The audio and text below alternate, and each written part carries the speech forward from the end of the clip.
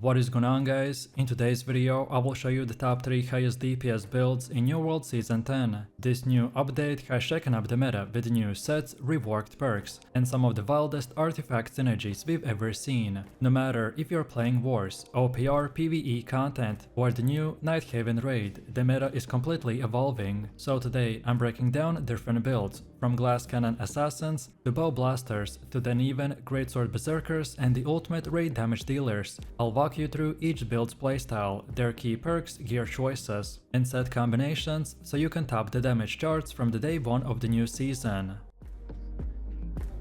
The Fire Staff and the Rapier build in Season 10 is the ultimate glass cannon setup, which is a build that trades safety for pure unrelenting power. You're not here to block, heal or support. Your one and only job is to melt everything in your path before it can even touch you. This build thrives in the high endgame content where positioning, timing, and the raw burst will decide the outcome. So let's start with the attributes. The 350 intelligence breakpoint is your golden ticket. It supercharges your elemental ability damage by pushing Fire Staff skills like the Fireball and the Meteor Shower into the insane numbers. Even though Rapier scales primarily off the dexterity, we're leveraging that intelligence scaling to squeeze every ounce of hybrid power from both weapons. The 100 dexterity keeps your light attack crit rates high and ensures that your Rapier remains snappy and lethal, while 25 focus gives you a bit of sustain to keep your Fire Staff rotation smooth. And then finally, 50 constitution is your insurance policy, just enough to avoid getting deleted by strong AUVs or the Musket crits. Next up, let's take a look at the Rapier's tree. We are using the Blood Rapier, which is the highest single target DPS weapon in New World. Its design rewards precision and aggression, and it's best played with a greedy DPS in mind. You're not support, you're not peeling, but you're hunting kills. Your core abilities is the Flurry, Tondo, and the Flourish and the Finish. Tondo applies your bleed stacks, which is the foundation of the Blood Rapier's damage over time. Then Flurry capitalizes on those stacks by hitting in rapid succession and triggering the Leeching Flurry for sustain. Then Flourish and Finish is your execution tool, by detonating bleeds for massive burst damage. The ideal combo here goes like this. You open with the Tondo, then roll through the precision, then Flurry to stack bleeds and then recover stamina. Whenever your target's health dips, the Flourish and Finish will end the fight instantly. However, if you're running an Evade Rapier with Attuned or the Elemental perks, then you can skip a second Tondo and just rely on passive bleeds to maintain the uptime. And then switching to the Fire Staff, which is your AoV button. It's not about sustained casting, it's about detonating everything on the field. We will open with the Meteor Shower to establish burn and aerial control, then follow with the Fireball, which we aim carefully to hit clustered enemies or stationary bosses, and then finish with a Pillar of Fire for the instant spike. Once your cooldowns are rolling, we swap back to the Rapier and re-engage in melee. Overall, the Fire Staff phase is your opener and your safety net, while the melee range will become your suicide. Then, in terms of your armor, you're running a full light. This build is all about maximizing damage output, mobility, and evasion.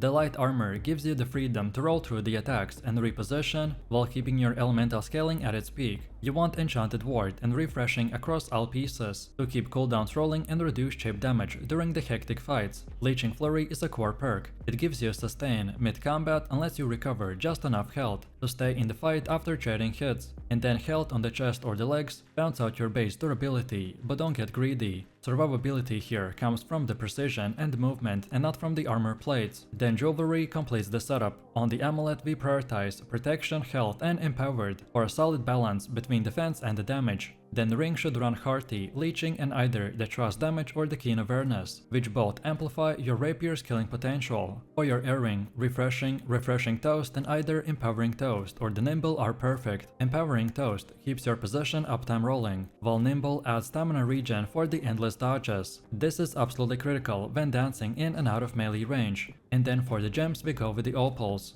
Overall, the rhythm of this build is all about the tempo and the windows, so you want to burst hard, reposition fast and never linger. When played well, this build turns you into a flame rat duelist that is striking like lightning, burning like the sun and leaving nothing but the ashes behind. Have you ever made a build so filthy that people actually log off mid-fight? Well, that's exactly what this Greatsword and the hatchet combo does in Season 10. It's fast, it's ruthless, and it turns you into a walking blender with a dead fish. You're not surviving, but thriving off the chaos. Every swing, every dash, and every hit will push the enemy closer to uninstall the game, and it works both for PvE and PvP. It's built to shred through the healers, dodge through the damage, and turn the battlefield into a highlight reel. Let's start with the attributes. The 350 dexterity breakpoint is the magic number. It unlocks the extra crit damage and faster burst potential. The 150 strength is not just a filler. It adds the raw base power that pushes both the Greatsword and the hatchet's damage to disgusting levels. You get constant crits from the dex scaling and heavy hitting multipliers from the strength. The 25 focus is your sustain buffer, keeping stamina and the regen flowing, while the light armor ensures that you can reposition faster than anyone can react. Overall, you are a duelist and an assassin rolled into one, so no wasted stats and no dead weight. Let's take a look at the Greatsword 3. This is your executioner's tool. Relentless Rush, Roaring Rupture, and the Steadfast Strike are the 3 core skills, and together they make you a moving storm. Relentless Rush is your engage and disengage button, by letting you dash through the targets, deal massive cleave, and reset positioning instantly. Roaring Rupture is your taunt, fortify, and the grid generation all at once. You slam the ground, create shockwaves, and watch the screen fill with stagger icons. It's not just control, it's dominance. Steadfast Strike ties it all together with a sustain and the cooldown recovery. You pull enemies in, then deal double hits and heal through the pressure like a vampire that refuses to die. You compare this with the passives from Defiance tree. Keep your Fortify uptime rolling, maintain the Onslaught stance for bonus damage, and never let your grit drop too low. And then on the other hand, switching to the hatchet, and this turns the tempo up to 11. Berserker, Raging Torrent, and the Social Distancing are your tools of destruction. You can pop Berserker and you instantly gain movement speed, damage, and the self-healing. Then Raging Torrent is your burst. It will give you 5 lightning fast hits that erase low HP targets and activate the Moonstone Ruined Glass or the Opal bonuses for massive scaling. And then Social Distancing gives you that slick gap closer and safety valve, letting you kite when the cooldowns are down, or punish people trying to escape. The synergy between the Berserker and the Raging Torrent is insane. You pop Torrent right as your Moonstone triggers, and you'll delete anything standing in front of you before the cooldowns even blink. Then for armor, we stay with full light. You want the dodge roll, the agility, and the bonus 20% damage modifier. That makes this build hit like a truck. We run Enchanted Ward and refreshing on every piece to keep cooldowns low and your uptime high.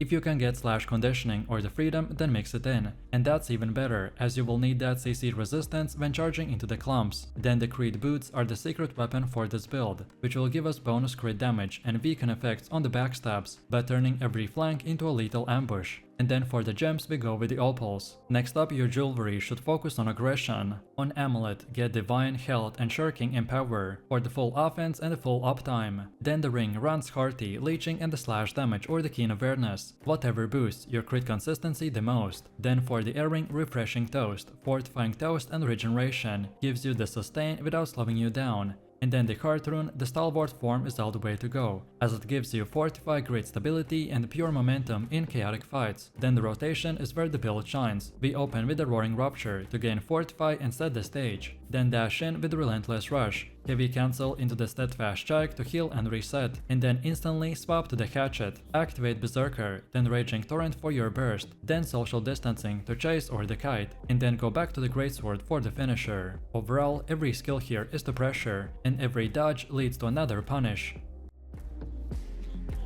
This is the explosive trapper build, the blunderbuss and a musket, which is a setup that looks chaotic, feels insane, and somehow manages to balance pure fun with a high-end performance. It's a hybrid burst build that rewards precision, timing, and a touch of madness. The concept is simple: control the fight, explode everything on the screen, and keep yourself alive through the self-healing and the smart positioning. So let's start with the attributes. The 350 intelligence breakpoint will supercharge all of your explosion-based abilities, so everything from the splitting grenade to the powder burn will scale beautifully with the intelligence. Then 100 dexterity gives your musket that needed crit and reload speed, while 75 constitution keeps you from getting one-shot when things get messy. Overall, this build is a glass cannon but not fragile. This stat line will give you just enough breathing room to drop your bombs and roll out. Then for the weapons, and the musket is your main hand here, built around the traps, burn damage and the cooldown cycling. You're using the powder burn, power shot and the traps. Powder burn is key, because this build scales off elemental damage, and the fire dot triggers multiple passives that enhance our overall DPS. Power shot is your finisher, it's clean, fast and hits like a truck. The traps are what defines this build though. They will bleed enemies for 16% weapon damage over 5 seconds, and this bleed time is nearly permanent. Plus every trap will give you acceleration and the movement speed, up to 33% haste, so you're constantly sprinting between engages. And then next up we have the blunderbuss. You're running Azad Shrapnel Blast, the claw shot and the splitting grenade. Shrapnel Blast and splitting grenade will form your explosive combo. If you time it right, both will detonate almost simultaneously and chunk enemies for massive damage. The claw shot is your control in the gap closer.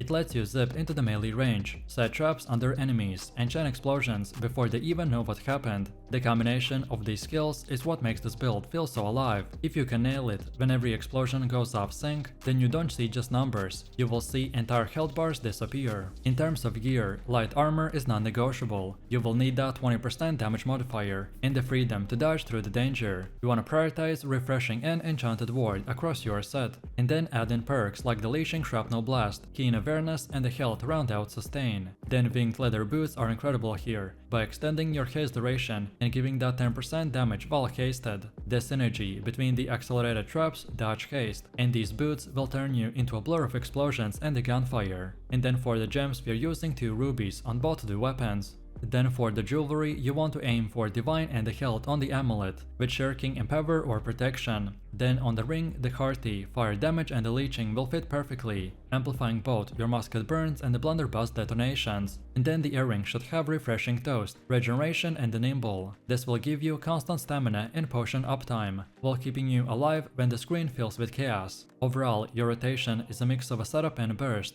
You can start by throwing your trap through the target and then apply bleed. Then follow that up with the powder burn for the fire dot, then switch to the blunderbuss. Then fire your Azad Shrapnel Blast immediately. Then throw the splitting grenade and detonate with the powder shot, or another trap if they're still standing. If you time it right, all of these explosions will hit in the same second, and that's when you see 10,000 plus damage. Between cooldowns, you can use the claw shot to reposition or chase fleeing targets, and doubling down from the blunderbuss chi will help to reset those key abilities, so you can repeat your combo much more faster.